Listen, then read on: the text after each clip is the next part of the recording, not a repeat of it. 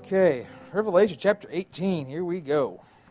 After these things I saw another angel coming down from heaven, having great authority, and the earth was illuminated with his glory. And he cried out with a mighty voice, saying, Fallen, fallen is Babylon the Great. She has become a dwelling place of demons, and a prison of every unclean spirit, and a prison of every unclean and hateful bird. For all the nations have drunk of the wine and of the passion of her immorality. And the kings of the earth have committed acts of immorality with her, and the merchants of the earth have become rich by the wealth of her sensuality. I heard another voice from heaven saying, Come out of her, my people, so that you will not participate in her sins and receive of her plagues. For her sins have piled up as high as heaven, and God has remembered her iniquities. Pay her back even as she has paid, and give back to her double according to her deeds. According to her deeds, in the cup which she has mixed twice as much for her. To the degree that she glorified herself and lived sensually, to the same degree give her torment and mourning, for she says in her heart, I sit as a queen, I am not a widow, and I will never see mourning. For this reason, in one day her plagues will come, pestilence and mourning and famine, and she will be burned up with fire, for the Lord God who judges her is strong. And the kings of the earth who committed acts of immorality and lived sensually with her will weep and lament over her when they see the smoke of her burning, standing at a distance because of the fear of her torment, saying, Woe, woe, the great city Babylon is strong, for in 1 hour your judgment has come. And we're going to hold off there for a minute. I'll pause at verse 11. I'm reading the American Standard Bible, or the New American Standard. If you do research on biblical accuracy, as far as from translation, the NASB is considered the number one most accurate. The King James, I think, is third on that list. NIV, 13th or 14th? I don't know. But the ASV, which is no longer in print, and the NASB are the two most accurate versions.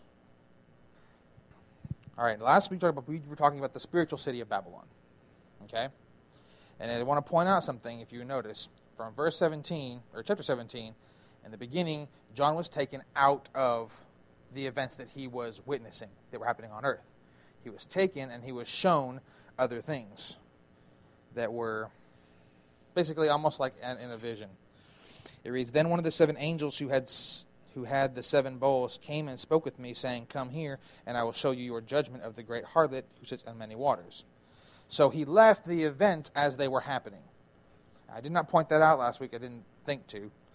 But as I was getting ready to do this one, it occurred to me that I probably should. So all the way up until verse 17, he was being shown things as they happened on earth.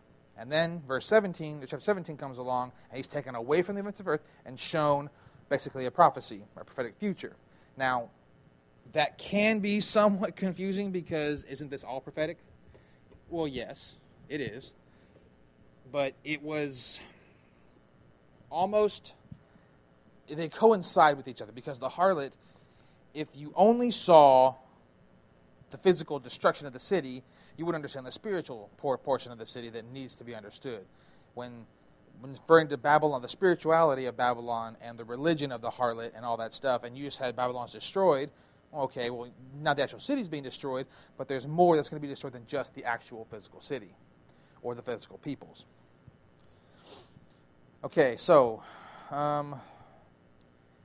notice that it says, chapter 18, verse 1, starts with, after these things. Okay, so it tells us that it's a cause and effect after these things, which means something has to happen before this can happen. So it has a very specific time, and it's going to happen at a very specific time in the future during the tribulation. It has an appointed time.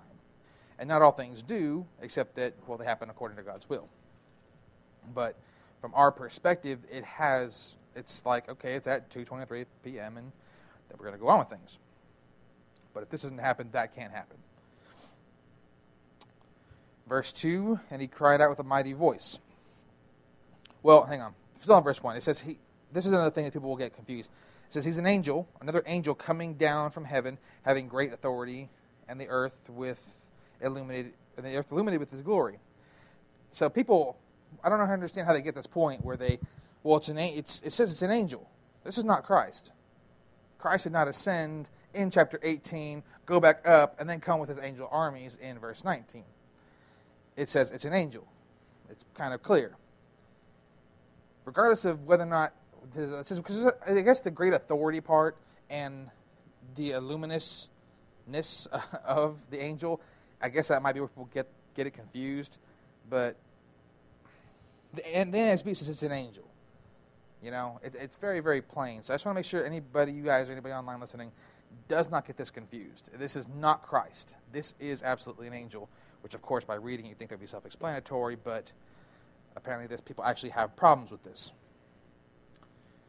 And I guess from my perspective, the fact that it is an angel says great authority, it's likely an archangel. It's probably Gabriel, the announcer. It could be Michael, but I mean, I don't really know. We won't know until the time comes because we'll be up in heaven looking down, watching the whole thing happen. But basically, the short and sweet, there's no evidence to suggest that this is Christ. Verse 2, and he cried out with a loud voice, saying, Fallen, fallen is Babylon the Great. She has become a dwelling place of demons and a prison of every unclean spirit and a prison of every unclean and hateful bird. Well, this is kind of a cool twist on it. It's a proclamation saying Babylon is destroyed. It has become, which is to say, when it's all said and done, the fallout, it's going to be a home of every unclean spirit and unclean bird. Well, that's kind of cool if you think about it. It's kind of like an Alcatraz for demons. It's going to be this one place because it will be laid desolate and it will never be inhabited again. Which is to say, if you get really deep into the translations, it basically means it'll be a place of death. To dwell, you have to be alive. You know, the dead demons and things like that, they want to be dwelt by living man. That's basically what it's trying to say here. And it will be a prison. I mean, it uses the word prison twice for every unclean spirit and every hateful bird. Well, I mean, it says it's for those two things. This is going to be a place that when Babylon's done, it will never be restored to its former glory. It'll never have anyone living in it. It's going to be a cesspool. And I don't know if God's going to sink it into the ground or if when he's going to open it back up to cast all the demons and Antichrist and all them in there. I don't really know. I really don't. It doesn't give me that much detail on it. But it's just kind of fascinating to me that it's going to be a prison place. I mean, maybe it's where the locusts are going to come from. Maybe that when they open the pit, a hole's going to open up somewhere near there, or I don't know. I really don't know what God's going to do. It's one of those things where it's like my imagination really just starts teeming with ideas, and I can't prove none of them. And I really wish I could. All right, verse 3, for all the nations have drunk of the wine of the passion of her immorality. That's almost a play on words there. And the kings of the earth have committed acts of immorality with her. And the merchants of the earth have become rich by the wealth of her sensuality. You kind of get, from between last week and this week, you kind of get that understanding, that feeling that Babylon, the spiritual Babylon, the physical Babylon, it's the hub of everything. It's going to be the center of all wealth, riches, trade, commerce. Everything is going to happen here. So with all the devastation that's taking place across the entire face of the earth, you're going to be left with your one city. It's New York City, you know. It's just that awesome city that you can go there. Everything's okay there still. And it's going to be absolutely destroyed. There's going to be nothing left of it. Now, I want you guys to notice here, it says the kings and the merchants wept. Like, these men, they'll be grown men in charge of nations, and they're going to cry like little sissies when Babylon's destroyed.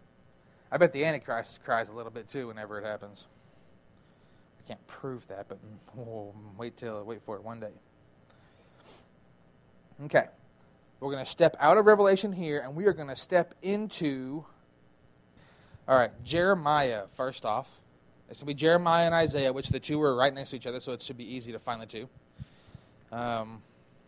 There's quite a bit here. So I'm going to start with Jeremiah. We're going to be on chapter 51, starting with verse 10. Verse 10 reads, now, what we're going to do is there's two parts to the destruction of Babylon. You have the destruction of the people, and then the destruction of the actual physical city itself. The buildings and all that stuff, the actual land that constitutes as Babylon. All right, Jeremiah 51. The Lord has brought about our vindication. Come and let us recount in Zion the work of the Lord our God. Okay, now through Jeremiah 51, I'm going to be skipping over a big chunk of it, and chunks of little things here and there. The reason for it is because it gives a whole lot of detail that it is not imperative that I go through with you guys, okay? If you want to read the entire chapter 51, please do knock yourself out. I'd actually like it if you would, but for tonight, we will be here for hours if I don't actually cut out some of this stuff. Okay, so point out here, we're talking about, this is going to be the first part, we're going to cover the destruction of the people who lived there. Now, back in Revelation, whoever to come out, he said the proclamation was made, come out of her, my people. This is who we're talking about here at this particular section. So the Lord has brought about our vindication. Who's us? Well, those who live there. Come and let us recount in Zion the work of the Lord our God. Where's Zion? Zion is Jerusalem. At least as far as to regards to here on earth, Zion is Jerusalem. Now it says, let us recount in Zion. What does it mean to recount? Well, not the actual to recount as in like 1, 2, 3. Oh, recount 1, 2, 3. No. This is the recount to recount a tale. When you tell the story. Okay? And that's what this is talking about. So, roughly translated, the Lord has vindicated us.